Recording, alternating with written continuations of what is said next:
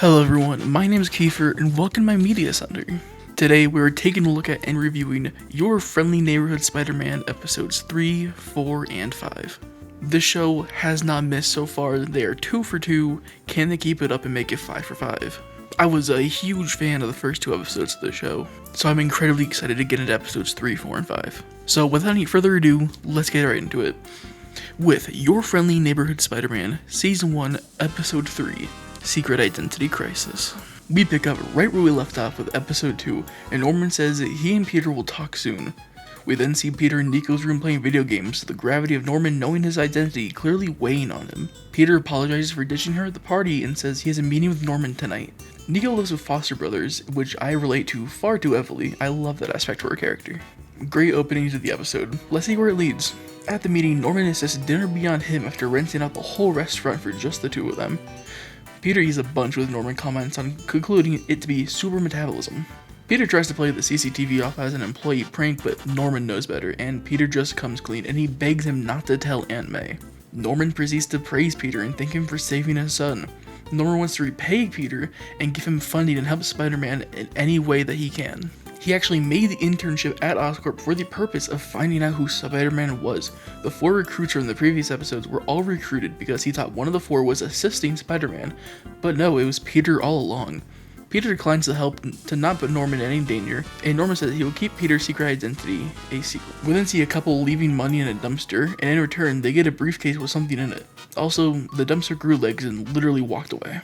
The briefcase has the same logo as the fire starter from the earlier episode, and Peter also gets his Uncle Ben's camera in this episode. He gets that while May was doing some cleaning, selling some things, and they have a nice moment together. It was a great addition to the episode. Also a good addition was the late bills on May's table. Peter struggles with choosing whether or not to stay at Oscorp, staying and helping May with the bills, but also risking Norman's safety. Also at lunch, Lonnie offers to buy Peter's lunch, but his card declines, so for lunch he just gets an apple. He gets questioned about it when he sits down at the lunch table, but he gets a frantic call from his mother before he could respond. He has to ask his girlfriend Pearl for a ride to his house. And the scene at home is not the best. His little brother Dre joined a gang called the 110th Street Gang, and got caught spraying graffiti on a building. The cops found it, and when Lonnie goes to confront Dre in his room, he has left out of the window. Lonnie also comforts his mom while she cries. We then catch up with a couple from earlier robbing a jewelry store. The male has leg pieces that give him super speed, and the woman has gauntlets that produce laser blades and also give her enhanced strength.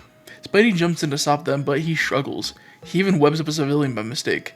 He can do fairly well against one of them, but when both attack at once, he gets overwhelmed. Norman hacks into an Oscorp satellite to be Spider-Man's guy in the chair, and he assists Peter with beating both of them. Catching back up with Lonnie, he gets his brother's location and comes to take him home. Big Don, the leader of the gang, steps in to stop him. It gets heated, and in the end, Lonnie offers himself to join her gang in return for letting Dre leave, and Big Don accepts. Peter also accepts Norman's help and welcomes him on Team Spider-Man, ending the episode. This show continues to impress me with the writing. Another great episode. I would call it the best one so far. I'm saying it's a 9 out of 10. The action ruled, it was great stuff, the comedy was on point, and Lonnie getting such a spotlight was incredible to see. I also love seeing the May stuff too. On to episode 4. Your Friendly Neighborhood Spider-Man, Season 1, Episode 4, Hitting the Big Time. Peter is failing to give a presentation for Oscorp and gets run through the gutter by Whittle. A security guard comes into the office, asking to take Peter to Mr. Osborn, and everyone is getting suspicious and curious as to why Peter's always getting called in to see Norman. But on the way, Peter runs into Harry, the 2 meeting for the first time, and it's fun getting to see these 2 interact. Norman called Peter to discuss the Sokovia Accords. The Acts of Civil War, MCU version, is happening during this time and it freaks Peter out. But Norman says he will handle all the government when it comes to that. But he also has a brand new suit for Peter. It'll be the first of a few new suits in this episode. The first one has a cape and is very Thor mixed with a medieval knight. It tests very well in Spider-Man's demographics, and Peter is thrilled to learn that he has demographics. I love that addition, that's very Peter Parker to me. This Spider-Man suit being the show's adaptation of The Prodigy. And it looks great. But the cape is not good though. Peter gets caught in a building jumping down, so that suit goes away. The next suit, the adaptation of the Hornet, has mechanical wings on the back and Peter does not like it at all. He also gets hit by a truck, just like a bug. It's clear Norman is trying to change Spider-Man's identity and it's not going so well. And the next suit is an adaptation of The Dusk. And It terrifies a child, so that's a no-go. We will get to the next suit in a bit. Let's see how Lonnie's doing. And holy shit, Big E is here, featuring as a member of the 110th Street Gang named Bulldozer, which is incredible. Love you, Big E. Lonnie is not fitting in. He's doing homework at the hideout and gets disrespectful when Big Don throws his homework to the ground. So Big Don gives him the job of picking up food in a rival gang's territory, the Scorpions, led by Mac Gargan. And it does not go well. He almost gets jumped. Now let's talk Norman's new suit for Peter. It's the last suit of the episode, and a beautiful, mostly white suit with blue accents and a little bit of red. A true Spider-Man suit, and it's a beauty. Many people, myself included, when this suit first got shown a while ago, thought it was the Future Foundation suit. It might have been inspired by the Future Foundation suit, but it's not that. He gets to put it in the action because a bunch of Russians driving recklessly on the road cause a giant car pileup and it gets set on fire. They're robbing a bank and he saved the lives of those in the giant car pileup fire, and the group -1 get arrested. Peter swings an Oscorp tower right in Norman's office, ripping off his mask, telling him how much he loves the suit, and sitting right there next to his dad is Harry Osborn. Harry now knows Peter's secret identity. But there's one surprise left for the episode. The escapee from earlier goes to a warehouse to meet up with a dealer of enhancers, Dr. Otto Octavius. The man who funded the fire starter, the pair from episode 3, and now the man who supplied Mila Masaryk with a laser helmet. This was a solid episode. The show has not missed yet. However, I think it's actually my least favorite so far. I'm giving it a 7.25 out of 10. But with one episode left, let's get into it. Your Friendly Neighborhood Spider-Man, Season 1, Episode 5, The Unicorn Unleashed.